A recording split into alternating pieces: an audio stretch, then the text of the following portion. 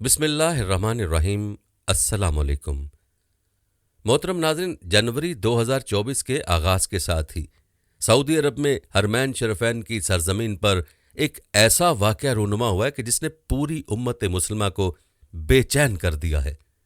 Saudi हुकूमत के इक़दामात पिछले चंद सालों से तशवीशनाक हो चुके हैं, जो शहजादा सलमान की 2030 के विजन के पेश नज़र मंजर आम पर आ रहे। आज जिस वाक़े के बारे में आपको बताने वाले हैं, ये वाक़या भी ऐसा ही दिलखराश वाक़या है जिसके सोशल मीडिया पर चर्चे हैं। ये वाक़या हिंदू खातून समर्ति ईरानी के सऊदी अरब के दौरे के हवाले से है। ज़राए के मुताबिक इस खातून ने सऊदी अरब के मुक़द्दस मकामात का दौरा किया है, जिसमें मस्जिद नबी सल्लल्लाहु अलैहि वसल्लम और मस्जिद कुबा जैसे मकामात भी शामिल हैं।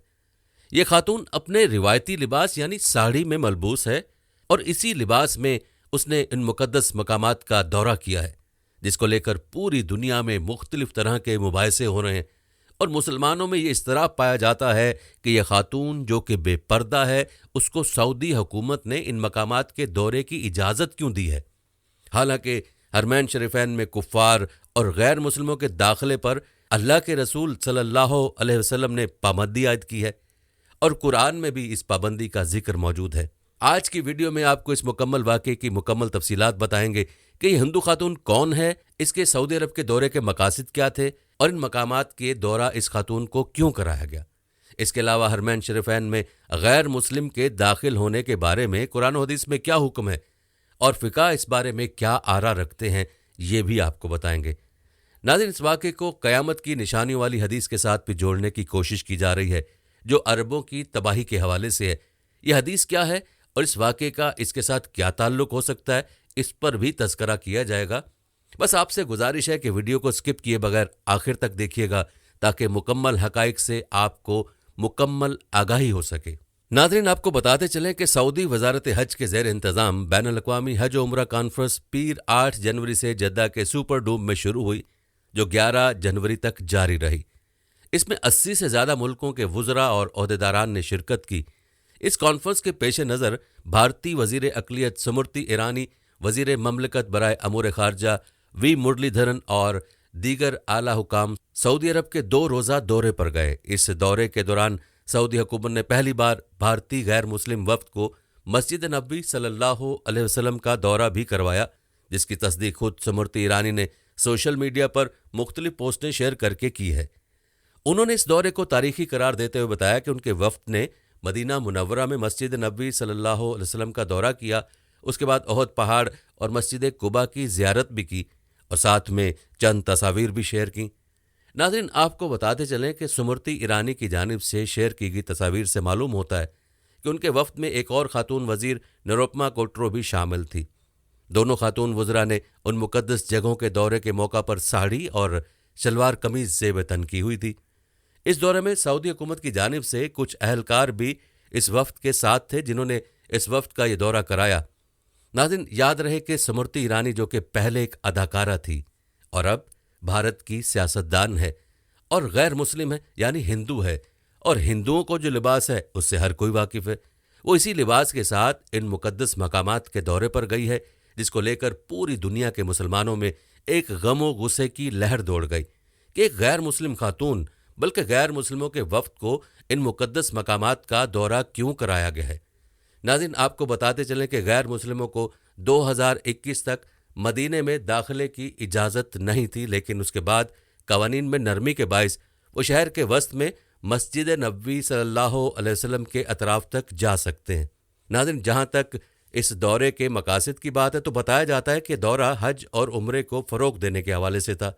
जैसा कि कॉन्फ्रेंस के उन्वान से ज़ाहिर होता है, इसी दौरे में एक मुआहदा भी हुआ, जिसके तहत नई दिल्ली के लिए इस साल के सालाना हज के लिए 1,75,000 आज़मीन का कोटा मख्तस किया गया है। ज़राए के मुताबिक 2 तरफ़ा हज मुआहदे 2024 पर जद्दा में सऊदी वज़ीर हज और उम्रा तौफ़ीक बिन फौज़ान अल रबिया के साथ दस्तखत किए गए। नाज़रीन, यकीनन मुसलमानों का जो गुस्सा है वो बजा है और सऊदी हुकूमत को चाहिए कि इस तरह के इक़दामात से इज्तनाब करे, क्योंकि सरज़मीन अरब पूरी दुनिया के मुसलमानों के लिए इस्लाम के मरकज़ की हैसियत रखती है। इसी सरज़मीन को अल्लाह ताला ने अपने आखिरी नबी खातमुन नबीयीन इमामुल अंबिया صلی اللہ علیہ وآلہ وسلم کے لیے منتخب فرمایا، اور اللہ تعالیٰ کا گھر بیت اللہ بھی اسی سرزمین پر واقع ہے، جو نہ صرف مسلمانوں کا قبلہ ہے بلکہ اس کے حج و عمرے کے لیے پوری دنیا کے مسلمان یہاں آتے ہیں۔ انہی مقدس مقامات کے ساتھ مسلمانوں کے جذبات جڑے ہوئے ہیں، جن کی پاسداری کرنا سعودی حکومت کی ذمہ داری بنتی ہے۔ اس کے علاوہ جو پابندیاں ان مقامات کے حوالے سے قرآن و حدیث نے لگائی ہیں، ان پر عمل درآمد کرانا بھی سعودی حکومت کی ذمہ داری ہے۔ اگر سعودی حکومت ان احکامات کو نظر انداز کرے گی تو یقیناً یہ حکومت خود کو تباہی کی طرف لے جا رہی ہے، کیونکہ تاریخ میں بہت سی ایسی قومیں گزری ہیں جنہوں نے اللہ کے احکام سے روگردانی کی اور ان کا انجام عبرت ناک ہوا ہے۔ ناظرین، اس واقعے کے علاوہ بھی سعودی حکومت کی طرف سے اس مقدس سرزمین پر سینما ہالز کی اجازت دینا، میوزک کنسرٹ کرانا اور اس جیسے کئی واقعات پہلے بھی ہو چکے ہیں جو یقیناً قابل مذمت ہیں، لیکن سعودی حکومت نے کیا سوچ رکھا ہے اور کس جانب جا رہی ہے اس کو کچھ پرواہ نہیں ہے۔ یاد رکھیں، جب کسی قوم میں بد عملی، بد خلقی اور ناانصافی اجتماعی طور پر آ جائے تو تباہی و بربادی اس کا مقدر ہو جاتی ہے اور وہ قوم زوال پذیر ہو جاتی ہے۔ جب ہم حیات انسانی کے ارتقاء پر نظر ڈالیں تو ہمیں اس کا رخ اجتماعیت کی طرف ہی نظر آتا ہے، اور جب وہ فطرت کے خلاف چلیں، قانون قدرت کو بھلا دیں، نافرمانی و گستاخی کریں، خدا تعالیٰ کے متعین کردہ اصولوں سے روگردانی اور انحراف کریں تو خدا تعالیٰ کی پکڑ میں آ جاتے ہیں۔ قومیں اجتماعی طور پر بد عمل ہو جائیں تو اس کی سزا دنیا میں ہی مل جاتی ہے، اور اس ضمن میں قرآن کریم میں اللہ تعالیٰ نے مختلف قوموں کی تباہی کا ذکر کیا ہے جن میں یہ برائیاں پائی جاتی تھیں۔ مثال کے طور پر چند آیات کا ذکر کیا جاتا ہے۔ سورہ انعام میں ارشاد باری تعالیٰ ہے، کیا انہوں نے نہیں دیکھا کہ ان سے پہلے ہم نے کتنی ہی قومیں ہلاک کر دیں؟ مزید یہ کہ اور ان کے بعد ہم نے دوسری قوموں کو پروان چڑھایا۔ اور اس طرح سورہ یونس کی آیت ہے، اور یقیناً ہم نے تم سے پہلے کتنے ہی زمانے کے لوگوں کو ہلاک کر دیا تھا جب انہوں نے ظلم کیے، حالانکہ ان کے پاس ان کے رسول کھلے کھلے نشانات لے کر آئے اور وہ ایسے تھے ہی نہیں کہ ایمان لے آتے۔ اسی طرح ہم مجرم قوم کو جزا دیا کرتے ہیں۔ سورہ مریم میں ارشاد ہے، اور کتنی ہی نسلیں ہیں جنہیں ہم نے ان سے پہلے ہی ہلاک کر دیا، کیا تو ان میں سے کسی کو محسوس کرتا ہے یا ان کی آہٹ سنتا ہے؟ ناظرین، قرآن کریم کے مطالعے سے بات ثابت ہوتی ہے کہ قدرت قوموں کے عروج و زوال اور تباہی و بربادی کے اصولوں کے اطلاق میں قوموں کے درمیان فرق نہیں کرتی۔ جو قوانین اور اصول یہود و نصارہ کے لیے وہی امت مسلمہ کے لیے ہیں، اور جو ضابطے اہل کفر کے لیے وہی اہل ایمان کے لیے ہیں۔ قرآن کے اصول اٹل ہیں، ان میں کسی قسم کی تبدیلی ممکن نہیں، اور اسی کو سنت اللہ کہا گیا ہے، جیسا کہ ارشاد باری تعالیٰ ہے، یہی اللہ کی سنت، اللہ کریم کی عادت، اللہ کا قانون، اللہ کا اصول و ضابطہ اور طور طریقہ رہا ان لوگوں میں جو تم سے پہلے گزر چکے، اور یہی تمہارے لیے، تم اللہ کے قانون و ضابطے میں کوئی تبدیلی ہرگز نہیں پاؤ گے۔ ناظرین، قرآن کا پیمانہ ہمارے سامنے ہے، اس سے ہم خود کو پرکھ سکتے ہیں کہ ہم کہاں کھڑے ہیں اور ہمارے ساتھ کیا ہو رہا ہے اور کیوں ہو رہا ہے۔ اس وقت ملت اسلامیہ کئی بڑے فتنوں اور صدموں میں گھری ہے۔ ہر بڑا فتنہ، چاہے وہ ملکی سطح پر ہو یا عالمی سطح پر، سقوط بغداد ہو یا سقوط اندلس، یا خلافت عثمانیہ کا خاتمہ ہو یا مسئلہ فلسطین اور کشمیر کا، مشرقی تیمور ہو یا چیچنیا، بوسنیا، کوسوو، سرب اور برمی مسلمانوں کی نسل کشی ہو، یا افغانستان و عراق، شام، لیبیا کی مسماری، یا ہندوستان میں اٹھتے مسلم کش فسادات ہوں، یہ سب امت مسلمہ کو بیدار کرنے، آزمائش پرکھنے اور انہیں خواب غفلت سے جگانے کے لیے رونما ہو رہے ہیں کہ سب دیکھ کر ان کا خون کھولتا ہے یا نہیں، ان کا سویا ضمیر جاگتا ہے یا نہیں، ان کی ٹوٹی اور مری ہوئی غیرت جاگتی ہے یا نہیں۔ مگر شاید ہم ان سب آزمائشوں میں بری طرح ناکام رہیں۔ یہ سب کچھ دیکھ کے بھی ہمارا خون نہیں کھولا، ہماری مردہ غیرت نہیں جاگی، ہمارے سوئے ضمیر بیدار نہیں ہوئے۔ بغداد جلتا رہا، قوم سوئی رہی، کابل اجڑتا رہا، قوم مدہوش تھی، عراق برباد ہو گیا، قوم بے غیرتی کی چادر اوڑھے رہی، لیبیا پر آگ و آہن کی بارش ہوئی، قوم غفلت سے بیدار نہ ہوئی، فلسطین و کشمیر برما میں مسلمانوں کی نسل کشی جاری ہے، قوم کی آنکھیں نہیں کھل رہیں۔ ہمارے عظیم جرنیل صلاح الدین ایوبی کی قبر کو ٹھڈے مارے گئے اور کہا گیا کہ لو صلاح الدین، ہم یہاں تک پہنچ آئے، تم کب تک سوئے رہو گے؟ ناظرین، در حقیقت یہ صلاح الدین ایوبی کی قبر کو ٹھڈا نہیں تھا، بلکہ ملت اسلامیہ کے وجود پر ٹھڈا تھا۔ ہمیں کہا گیا، ہمیں للکارا گیا کہ لو ہم یہاں تک آ پہنچے، تم غفلت سے کب اٹھو گے؟ تمہارے مردہ ضمیر کب جاگیں گے؟ تمہاری خوابیدہ مردہ روحیں کب بیدار ہوں گی ہم سے مقابلے کو؟ مگر افسوس، ہم نے دشمن کی للکار پر کان نہیں دھرے۔ ہم 313 تھے تو زمانے کی کایا پلٹ دی۔ آج ہم 1.5 ارب ہیں مگر کوئی حیثیت نہیں رکھتے، بے جان مٹی کے ڈھیر ہیں۔ مٹی میں بھی اگر جان ہو تو بڑے بڑے تناور شجر پیدا کر کے سائبان تو مہیا کرتی ہے، مگر ہماری پوری ملت اسلامیہ کے وجود کی مٹی اس سے بھی گئی گزری ہے، بالکل مری کھپی اور بے جان ہے کہ کوئی دیدہ ور پیدا نہیں کر پا رہی جو سائبان بن کر امت پر سایہ فگن ہو۔ ہم تعداد میں اربوں مگر بے جان اور مردہ مٹی کے ڈھیر بن چکے ہیں۔ ہمارے حکمران بے غیرتی اور بے حسی کی چادر اوڑھ چکے ہیں۔ ان کی مذہبی حمیت، غیرت دینی دم توڑ چکی ہے۔ انہیں دین و ملت کے ساتھ ہونے والی کسی بھی اونچ نیچ پر کوئی دکھ و صدمہ نہیں پہنچتا۔ دشمن کو میر صادق اور میر جعفر بہت سستے داموں مل رہے ہیں۔ جہاں بد دیانت حکومتیں ہوں، کرپٹ انتظامیہ، بے ضمیر رہنما، جھگڑالو علماء، فسادی ملا، بے اثر پیر و مشائخ ہوں تو امت کی بیداری و اصلاح کیسے ممکن ہو سکتی ہے؟ چمن کے مالی خود ہی چمن کی جڑیں کاٹ رہے ہیں، اس کے تنوں کو کھوکھلا کر رہے ہیں۔ ناظرین، کتاب رحمت کو آگ لگا کر اور پیغمبر صلی اللہ علیہ وسلم کے خاکے تراش کر مسلمانوں کو ذہنی اذیت دی جا رہی ہے، تب بھی غفلت کی نیند سوئی قوم بیدار نہیں ہو رہی۔ ہمارے ضمیر مردہ ہو چکے، ہماری غیرت دم توڑ چکی۔ ناظرین، یہ تمام قرائن و شواہد یہ ظاہر کرتے ہیں کہ اللہ تعالیٰ ہم مسلمانوں سے ہرگز راضی نہیں، اور اسی وجہ سے امت مسلمہ ہر جگہ ذلیل و خوار ہو رہی ہے۔ جب ہم لمبی لمبی گڑ گڑا کر دعائیں کرتے ہیں اور کہتے ہیں یا الہی ہمارا حال دیکھ، تو حکم ہوتا ہے تو اپنا اعمال دیکھ۔ یاد رکھیں، دوسری قوموں سے نصیحت اور عبرت حاصل نہ کرنے کی وجہ سے قدرت ایسے ہی عذاب نازل کیا کرتی ہے۔ ضروری نہیں کہ آسمان سے پتھر برسیں یا زمین الٹ جائے اور خوفناک چنگھاڑ سنائی دے۔ یہ عذاب کبھی تاتاریوں تو کبھی عیسائیوں، ہلاکو خان، چنگیز خان، تیمور خان کے حملوں کی صورت میں بھی ظاہر ہوتا ہے، اور اب امریکہ، ہند اور اسرائیل طاغوتی و سامراجی قوتوں کے تسلط کے شکل میں ہم پر مسلط ہے۔ قدرت اسی طرح ایک غالب طاقت کو دوسری طاقت سے دفع کیا کرتی ہے اور سزا اور عقوبت کے لیے ظالم بادشاہوں کو مسلط کر دیتی ہے۔ ناظرین، روایت بتاتی ہیں کہ حضور اکرم صلی اللہ علیہ وسلم نے قرب قیامت کی نشانیوں میں سے ایک نشانی یہ بھی بتائی تھی کہ قیامت کے قریب عرب ممالک تباہ ہو جائیں گے، اور ان ممالک میں ایسی تباہی آئے گی کہ کوئی روکنے والا نہیں ہوگا۔ عالم کفر ان پر ایسے چڑھ دوڑے گا جیسے بھوکے لوگ کھانے پر ٹوٹ پڑتے ہیں۔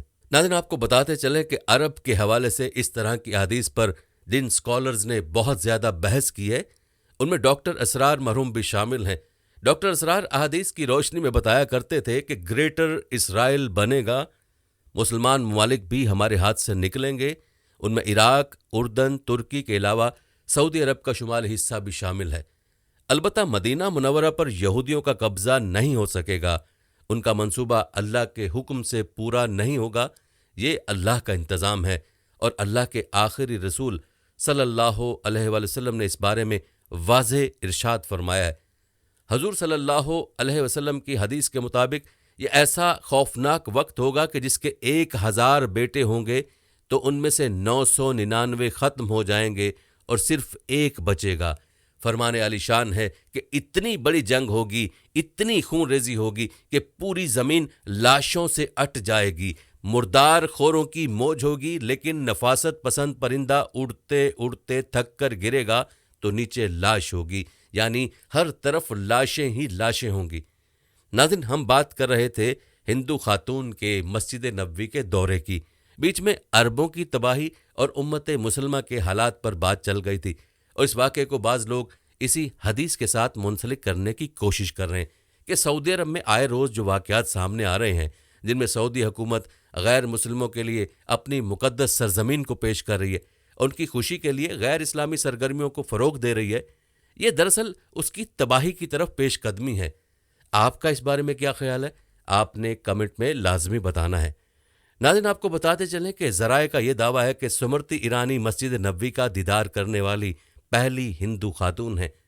ذرائع نے یہ بھی انکشاف کیا ہے کہ اس موقع پر اسمرتی ایرانی اور بھارتی وفد نے بھارتی عازمین حج کے لیے بہتر سہولیات فراہم کرنے کے مقصد سے بھارتی حج رضاکاروں، حکام اور عمرے کے لیے وہاں گئے بھارتی شہریوں سے بھی ملاقاتیں کی۔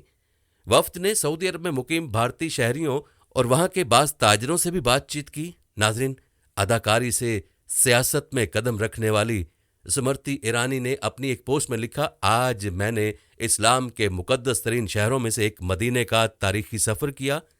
اس موقع پر میں نے مسجد نبوی کے اطراف کی زیارت کرنے کے ساتھ ہی احد پہاڑ اور اسلام کی پہلی مسجد مسجد قباء کا بھی دورہ کیا۔ اسی طرح حج کمیٹی آف انڈیا نے اس حوالے سے اپنے ایک بیان میں کہا کہ اسمرتی ایرانی جدہ سے بذریعہ میٹرو ٹرین مدینہ منورہ پہنچی تھیں۔ حج کمیٹی کے سی ای او لیاقت علی آفاقی کی طرف سے جاری ایک بیان کے مطابق وزیر مصوفہ نے سب سے پہلے مسجد نبوی کی زیارت کی۔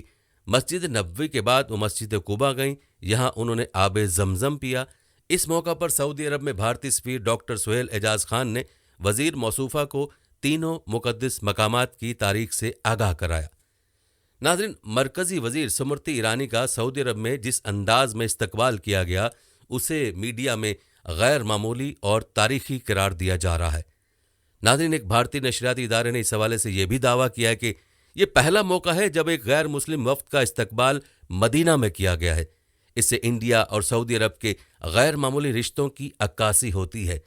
البتہ یہ بات حتمی طور پر نہیں کی جا سکتی کہ بھارتی وزیر اسمرتی ایرانی اور مرلی دھرن ایسے پہلے غیر مسلم ہیں جنہوں نے مدینہ کا دورہ کیا ہو، کیونکہ ماضی میں اس طرح کی اور بھی مثالیں ملتی ہیں۔ اس حوالے سے ایک سوال کے جواب میں حج کمیٹی آف انڈیا کے ایک اہلکار نے بتایا کہ بھارت کی جانب سے کسی ہندو خاتون کا یہ حتمی طور پر شہر مدینہ کا پہلا دورہ ہے۔ ماضی میں ایسی کوئی مثال نہیں ملتی کہ جب بھارت سے کوئی ہندو خاتون مسجد نبوی کی زیارت کے لیے گئی ہو۔ اس نوعیت سے یہ ایک تاریخی دورہ ہے۔ ناظرین، اس دورے پر پوری دنیا کے مسلمانوں کی طرف سے یہ سوال کیا جا رہا ہے کہ جب اسلام میں حرم کے اندر کسی بھی غیر مسلم کا داخلہ ممنوع ہے تو پھر ایک ہندو خاتون کو مسجد نبوی کی زیارت کی اجازت کیوں دی گئی ہے؟ تو ناظرین، اس بارے میں آپ کو یہ بھی بتائیں گے کہ آیا قرآن و حدیث کی روح سے اس خاتون کے دورے کو قبول کیا جا سکتا ہے یا نہیں؟ لیکن اس سے پہلے آپ کو بتاتے چلیں کہ اس سوال کی وضاحت اسمرتی ایرانی کے ٹویٹ سے بھی ہوتی ہے، جس میں انہوں نے واضح طور پر لکھا ہے کہ انہوں نے مسجد نبوی کے آس پاس کا دورہ کیا، یعنی حرم کے باہری احاطے کی زیارت کی اور حرم کے اندر داخل نہیں ہوئی۔ اور اس حوالے سے سوشل میڈیا پر بھی بحث جاری ہے، جس میں بیشتر افراد اس دورے کی تعریف کریں، تاہم بعض متنازع باتیں بھی ہو رہی ہیں اور یہ سوال بھی اٹھایا جا رہا ہے کہ ان کو مدینے میں داخلے کی اجازت کیوں دی گئی ہے۔ ناظرین، آئیے اس سوال کا جواب اسلامی تعلیمات سے ڈھونڈنے کی کوشش کرتے ہیں اور آپ کو بتاتے ہیں تاکہ آپ خود فیصلہ کر سکیں کہ اسمرتی ایرانی کا مسجد نبوی صلی اللہ علیہ وسلم کے اطراف کا دورہ قابل اعتراض ہے یا نہیں۔ فقہ کے نعرہ کو آپ نے غور سے ملاحظہ کرنا ہے، جنہوں نے قرآن و حدیث کی روشنی میں یہ سمجھانے کی کوشش کی ہے کہ کافر کن مقامات میں جا سکتا ہے اور کن مقامات میں اس کا داخلہ ممنوع ہے۔ ویڈیو کو سکپ کرنے کی کوشش مت کیجیے گا۔ ناظرین، گزشتہ کچھ عرصے سے بات دیکھنے میں آ رہی ہے کہ غیر مسلم مدینہ منورہ اور مسجد نبوی میں بے تکلف گھوم پھر رہے ہیں اور وی لاگ بنا رہے ہیں۔ کچھ غیر مسلم عورتیں تو غیر مناسب لباس میں بھی نظر آ چکی ہیں، جس کی وجہ سے مسلمانوں میں بے چینی رہتی ہے۔ اور حال ہی میں ہندوستان کے غیر مسلم عورت جو مرکزی وزیر بھی ہے، اس نے بھی اپنے سرکاری دورے کے درمیان شہر مدینہ منورہ اور مسجد نبوی کا بھی دورہ کیا ہے، جس سے لوگ اچنبے اور تشویش کا شکار ہیں، کیونکہ سورہ توبہ میں تو ارشاد باری تعالیٰ ہے، اس سال کے حج یعنی 9 ہجری کے بعد اب مشرکین مسجد حرام کے پاس بھی نہ آئے۔ اسی آیت کو لے کر مسلمانوں کے ذہن میں یہ سوالات آتے ہیں کہ آیا اس آیت میں صرف حرم مکہ داخل ہے یا مدینہ بھی، اور دونوں حرم میں کیا فرق ہے؟ تو ناظرین، ان سوالات کا جواب سمجھنے کے لیے اس آیت کریمہ کا ترجمہ اور تفسیر پہلے ملاحظہ فرما لیں تاکہ آپ کو تمام سوالات کے جوابات صحیح طور پر سمجھ آ جائیں۔ ارشاد باری تعالیٰ ہے، اے ایمان والو، مشرک لوگ تو سراپے ناپاکی ہیں، لہٰذا وہ اس سال کے بعد مسجد حرام کے قریب بھی نہ آنے پائیں۔ مفسرین کے نزدیک اس آیت کے ذریعے مشرکین کو مسجد حرام کے قریب آنے سے منع فرما دیا گیا۔ حضرت امام ابو حنیفہ رحمہ اللہ نے اس کا مطلب یوں بیان فرمایا کہ مشرکین کو اگلے سال سے حج کرنے کی اجازت نہیں ہوگی، اس لیے کہ اس آیت کریمہ کی تعمیل میں حضرت صلی اللہ علیہ وسلم نے حضرت علی رضی اللہ تعالیٰ عنہ سے جو اعلان کروایا اس کے الفاظ یہ تھے: اس سال کے بعد کوئی مشرک حج نہیں کر سکے گا۔ صحیح بخاری میں اس سے معلوم ہوا کہ مسجد حرام کے قریب نہ آنے کے معنی ہے کہ وہ حج نہ کریں، اور یہ ایسا ہی ہے جیسے مردوں سے کہا گیا کہ وہ حیض کی حالت میں عورتوں کے قریب بھی نہ جائیں، اور مراد یہ ہے کہ ان سے جمع نہ کریں۔ چنانچہ عورتوں کے قریب جانا ممنوع نہیں ہے۔ اسی طرح کفار حج تو نہیں کر سکتے، لیکن کسی اور ضرورت سے مسجد حرام یا کسی اور مسجد میں ان کا داخلہ بالکل ممنوع نہیں ہے، کیونکہ کئی مواقع پر یہ ثابت ہوا کہ حضرت صلی اللہ علیہ وسلم نے غیر مسلموں کو مسجد نبوی میں داخل ہونے کی اجازت دی۔ نیز وفد ثقیف کا واقعہ اس کا شاہد ہے کہ فتح مکہ کے بعد جب ان کا ایک وفد رسول اللہ صلی اللہ علیہ وسلم کی خدمت میں حاضر ہوا تو آپ نے ان کو مسجد میں ٹھہرایا، حالانکہ یہ لوگ اس وقت کافر تھے۔ صحابہ کرام نے عرض بھی کیا، یا رسول اللہ، یہ نجس قوم ہے، تو آپ نے فرمایا کہ مسجد کی زمین پر ان لوگوں کی نجاست کا کوئی اثر نہیں پڑتا۔ البتہ امام شافعی اور امام احمد بن حنبل فرماتے ہیں کہ اس آیت کی روح سے مسجد حرام بلکہ پوری حدود حرم میں کفار کا داخلہ ممنوع ہے، بلکہ امام مالک کے نزدیک دوسری کسی مسجد میں بھی کسی کافر کا داخلہ جائز نہیں ہے۔ ناظرین، معلوم ہونا چاہیے کہ اس آیت کریمہ میں مسجد حرام سے مراد پورا حدود حرم ہے، جس کا رقبہ کعبۃ اللہ کے اطراف میں تقریباً 22 کلومیٹر ہے، اور مسجد حرام کا لفظ عام طور پر تو اس جگہ کے لیے بولا جاتا ہے جو بیت اللہ کے گرد چار دیواری سے گھری ہے، لیکن قرآن و حدیث میں بعض اوقات یہ لفظ پورے حرم مکہ کے لیے بھی استعمال ہوا ہے، جو کعبہ کے چاروں طرف حضرت ابراہیم خلیل اللہ علیہ الصلوۃ والسلام کی قائم کردہ حدود سے گھیرا ہوا ہے۔ جیسا کہ واقعہ معراج میں من المسجد الحرام سے باتفاق یہی معنی مراد لیے گئے ہیں، کیونکہ واقعہ معراج معروف مسجد حرام کے اندر سے نہیں بلکہ حضرت ام ہانی کے مکان سے ہوا ہے۔ اسی طرح آیت کریمہ الا الذین عاہدتم عند المسجد الحرام میں مسجد حرام سے پورا حرم ہی مراد ہے، کیونکہ جس واقعہ صلح کا اس میں ذکر ہے وہ مقام حدیبیہ پر ہوا ہے، جو حدود حرم سے باہر اس کے متصل واقع ہے۔ ناظرین، یاد رہے کہ سعودی عرب میں حکومتی طور پر حنبلی مسلک رائج ہے، اور اس مسلک کے مطابق حدود حرم، جس کا رقبہ کعبۃ اللہ کے اطراف میں تقریباً 22 کلومیٹر ہے، میں غیر مسلموں کا داخلہ شرعاً منع ہے، اور اب تک کی معلومات یہ ہیں کہ اس پر الحمدللہ عمل ہو رہا ہے۔ یہاں غیر مسلموں کا داخلہ بند ہے، جبکہ حدود حرم کے علاوہ مثلاً مدینہ منورہ وغیرہ میں غیر مسلموں کا داخلہ ممنوع نہیں ہے۔ یہ ہم میں سے بہت سے لوگوں کی غلط فہمی ہے کہ ہم یہ سمجھتے ہیں کہ مدینہ منورہ بھی غیر مسلموں کا داخلہ منع ہے، جبکہ ان کا یہاں تجارتی، تعمیراتی اور حکومتی کام کاج وغیرہ کے لیے عارضی طور پر یہاں آنا جائز ہے۔ البتہ یاد رہے کہ ان کا یہاں مستقل آباد اور رہائش پذیر ہو جانا منع ہے، کیونکہ نبی کریم صلی اللہ علیہ وسلم نے اپنے وصال سے 5 دن قبل یعنی جمعرات کے دن حاضرین، جس میں حضرت عمر رضی اللہ تعالیٰ عنہ بھی موجود تھے، کو 3 باتوں کی وصیت فرمائی تھی، جس میں پہلی وصیت یہ تھی کہ مشرکین کو جزیرہ عرب سے نکال دیا جائے۔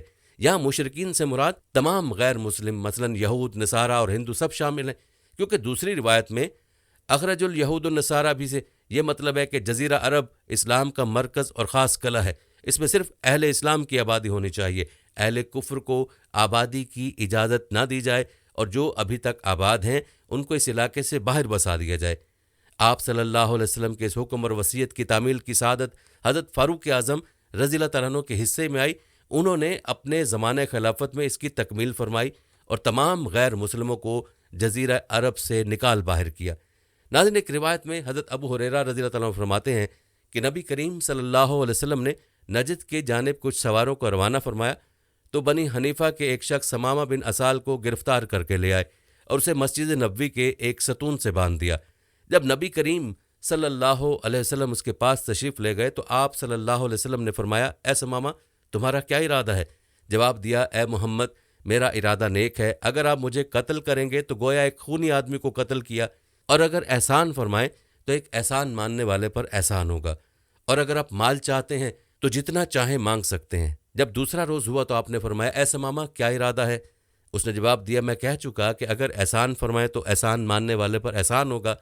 آپ اسے چھوڑ کر چلے گئے اور اگلے روز پھر فرمایا، اے ثمامہ، کیا خیال ہے؟ کہنے لگا، میں تو عرض کر چکا ہوں۔ آپ نے حکم دیا کہ ثمامہ کو چھوڑ دو۔ وہ چلا گیا اور مسجد کے قریب ایک باغ میں جا کر غسل کیا، پھر مسجد نبوی میں آ کر کہنے لگا، میں گواہی دیتا ہوں کہ اللہ کے سوا کوئی عبادت کے لائق نہیں، اور محمد صلی اللہ علیہ وآلہ وسلم اللہ کے سچے رسول ہیں۔ اے محمد، خدا کی قسم مجھے روئے زمین پر آپ سے زیادہ ناپسند کوئی نہ تھا، لیکن آج مجھے آپ سب سے محبوب ہیں۔ خدا کی قسم آپ کے دین سے زیادہ مجھے کوئی دین ناپسند نہ تھا، لیکن آج مجھے آپ کا دین سب سے پیارا ہے۔ خدا کی قسم مجھے آپ کے شہر سے زیادہ ناپسند کوئی شہر نہ تھا، لیکن آج یہ مجھے سب شہروں سے پیارا ہے۔ آپ کے سواروں نے مجھے گرفتار کر لیا، حالانکہ میں عمرے کے ارادے سے جا رہا تھا۔ اب اس بارے میں آپ کا حکم کیا ہے؟ رسول اللہ صلی اللہ علیہ وسلم نے اسے بشارت دی اور فرمایا کہ وہ عمرہ کرے۔ جب وہ مکہ مکرمہ پہنچا تو کسی نے اس سے کہا، کیا تم بے دین ہو گئے؟ جواب دیا، نہیں، بلکہ میں تو محمد رسول اللہ صلی اللہ علیہ وسلم کے دست اقدس پر مسلمان ہو گیا ہوں۔ اگر تم نے میرے ساتھ کوئی حرکت کی تو خدا کی قسم تمہارے پاس نبی کریم صلی اللہ علیہ وسلم کی اجازت کے بغیر یمامہ سے گندم کا ایک دانہ بھی نہیں پہنچے گا۔ ناظرین، شارحین حدیث اس حدیث مبارکہ کی شرح میں لکھتے ہیں، فقہا نے مشرک کے مسجد میں داخل ہونے میں اختلاف کیا ہے۔ امام ابو حنیفہ اور شافعی رحمہ اللہ نے اسے جائز قرار دیا ہے۔ امام ابو حنیفہ رحمہ اللہ نے مسجد الحرام سمیت تمام مساجد میں مشرک کا داخلہ جائز قرار دیا ہے۔ عثمان بن ابو سلمان سے مروی ہے، مشرکین قریش اپنے بدری قیدیوں کو فدیہ دے کر چھڑانے آئے، وہ مسجد نبوی میں رات گزارتے تھے، جن میں جبیر بن مطعم بھی تھا جو مشرک تھا اور رسول اللہ صلی اللہ علیہ وسلم کی قرات سنتا تھا۔ ناظرین، خلاصہ کلام یہی ہے کہ غیر مسلم اہل کتاب اور مشرکین مسجد میں یا حرمین شریفین میں داخل ہو سکتے ہیں۔ منع اس وقت کیا جائے گا جب بے ادبی، فتنہ، فساد یا قبضہ کرنے کی نیت سے آئیں گے۔ یہ تھا تفصیل تذکرہ فقہ کی آراء کا جو کفار کا حرمین شریفین اور مساجد میں داخلے کے حوالے سے تھا۔ یہ تذکرہ ملاحظہ کرنے کے بعد اب آپ سمرتی ایرانی کے دورے کے بارے میں کیا رائے قائم کریں گے؟ کمنٹ سیکشن میں آپ نے لازمی بتانا ہے۔ البتہ ناظرین، جہاں تک بات ہے کہ غیر مسلموں کو اگرچہ ان مقامات میں داخلے کی اجازت کسی بھی وجہ سے دی جاتی ہے تو ان کو اسلامی اقدار کا خیال رکھنے پر پابند ضرور کرنا چاہیے تاکہ مسلمانوں کے جذبات مجروح نہ ہوں۔ ناظرین، فقہ کی آراء سے آپ کو آگاہ کرنے کا مقصد یہ تھا کہ آپ کے علم میں اضافہ ہو۔ رہی بات مسلمانوں کے جذبات کی، جو ان مقامات کو لے کر مسلمانوں کے دلوں میں موجود ہیں، وہ ہمارے لیے قابل احترام ہے، اور اللہ تعالیٰ سے دعا ہے کہ اللہ تعالیٰ ہمارے دلوں میں ان جذبات کو سلامت رکھے۔ یہی جذبات دراصل ہمارے ایمان کی عکاسی کرتے ہیں۔ البتہ اجتماعی طور پر ہم جو بعض چیزوں پر جو بے پرواہی کرتے ہیں، جن کا تذکرہ پہلے گزرا ہے، وہ ہماری کمزوریاں ہیں۔ ہمیں چاہیے کہ کسی بھی ایسے اقدام کی مذمت ضرور کریں جس میں ہمارے مذہب اسلام پر حرف آئے۔ ناظرین، رہی بات عربوں کی تباہی کی، تو نبی کریم صلی اللہ علیہ وآلہ وسلم کی جو پیش گوئی ہے اس کا انکار نہیں کیا جا سکتا ہے، اور نہ اس میں شک کی گنجائش ہے۔ آپ صلی اللہ علیہ وسلم کی دی گئی خبر تو یقینی طور پر پوری ہوگی، اور عرب کے موجودہ جو حالات ہیں وہ آپ کے سامنے ہیں کہ سعودی حکومت اپنے اسلامی اقدار کو چھوڑ کر غیر مسلموں کی تقلید کی طرف گامزن ہو چکی ہے، اور یہ اس کی تباہی کی ابتدا معلوم ہوتی ہے۔ اللہ تعالیٰ سے دعا ہے کہ اللہ تعالیٰ ہماری ہر طرح کے فتنوں سے حفاظت فرمائے، آمین۔ ناظرین، یہ تھی ہماری آج کی ویڈیو۔ کمنٹ سیکشن میں اپنی رائے کا اظہار ضرور فرمائیں اور بتائیں کہ آپ اگلی ویڈیو کون سے اسلامک ٹاپک پر دیکھنا چاہتے ہیں۔ آپ کی قیمتی رائے ہمارے لیے بہت اہمیت رکھتی ہے، اور جانے سے پہلے ویڈیو کو شیئر ضرور کیجیے گا۔ ہم امید کرتے ہیں کہ آپ کو ہماری آج کی ویڈیو ضرور پسند آئی ہوگی۔ اگر آپ کو ہماری آج کی یہ ویڈیو پسند آئی ہے تو اس کو لائک کریں، سبسکرائب کے ساتھ لگے گھنٹی کے بٹن کو بھی ضرور کلک کریں تاکہ آپ کو ہمارے آنے والی مزید ویڈیوز کا نوٹیفیکیشن بر وقت ملتا رہے۔ اللہ تعالیٰ آپ کو اپنے حفظ و